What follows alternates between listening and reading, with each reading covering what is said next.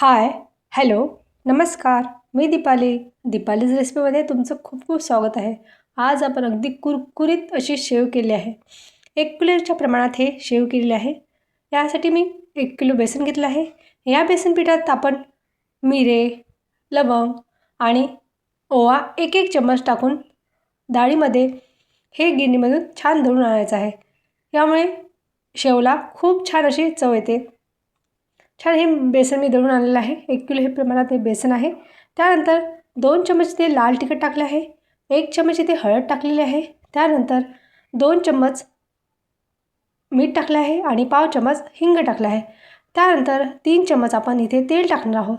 सर्व जिन्नस आपल्याला कोरडे असतानाच व्यवस्थित बेसन पिठामध्ये मिक्स करून घ्यायचं आहे. अगदी चोळू आपल्याला हे सर्व जिन्नस बेसन पिठामध्ये व्यवस्थित असे मिक्स करून घ्यायचं आहे. छान हे सर्व जिन्नस इथे मी मिक्स करत आहे आणि या पिठाची मुठ्ठी पडते का हे पाहायचं आहे. तोपर्यंत हे आपल्याला मिक्स करून घ्यायचं आहे. बघा व्यवस्थित असं मिक्स झालेलं आहे. बघू शकता इथे मुठ्ठी पडत आहे. हा बघू शकता. त्यानंतर सर्व जिन्नस व्यवस्थित मिक्स झाल्यानंतर यामध्ये आपण थोडं पाणी टाकत आपल्याला हे पीठ पातळसर असं भिजून घ्यायचं आहे. शेव करताना पीठ हे पातळसर असलं पाहिजे याची काळजी घ्यायची आहे. कारण की जर आपण घट्ट पिठाची जर शेव केली तर ती परताना पण त्रास होईल आणि ती कुरकुरीत पण होणार नाही. यासाठी आपल्याला हे पीठ पातळसर असं भिजून घ्यायचं आहे. बघा छान व्यवस्थित मिक्स झालं आहे आणि मी हे पीठ छान असं भिजून घेत आहे. छान व्यवस्थित असं भिजल्यानंतर आपल्याला आपण ज्या साईजचे शेव करत आहोत ती साईजची चाळणी घ्यायची आहे आणि साशाला तेल पण लावून घ्यायचं आहे. त्यामुळे शेव पडताना त्रास होणार नाही. यासाठी आपल्याला हे सुरुवातीलाच प्रोसिजर करून घ्यायचे आहे.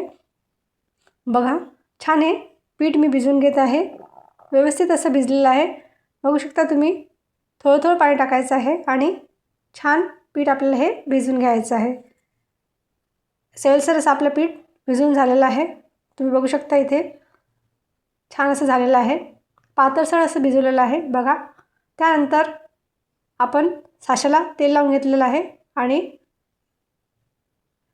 थोडंसं हाताला तेल लावून घ्यायचं आहे आणि थोडासा गोळा घ्यायचा पिठामधला आणि साशामध्ये याला टाकून घ्यायचं आहे आणि दुसरीकडे गॅसवर कढई ठेवायचं आहे.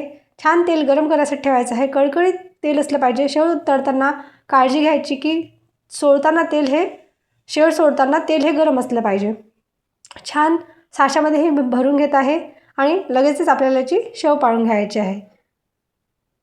छान हे सर्व मी भरून घेतलं आहे आणि आपण याला लगेचच आपण याची शेव पाडणार आहोत.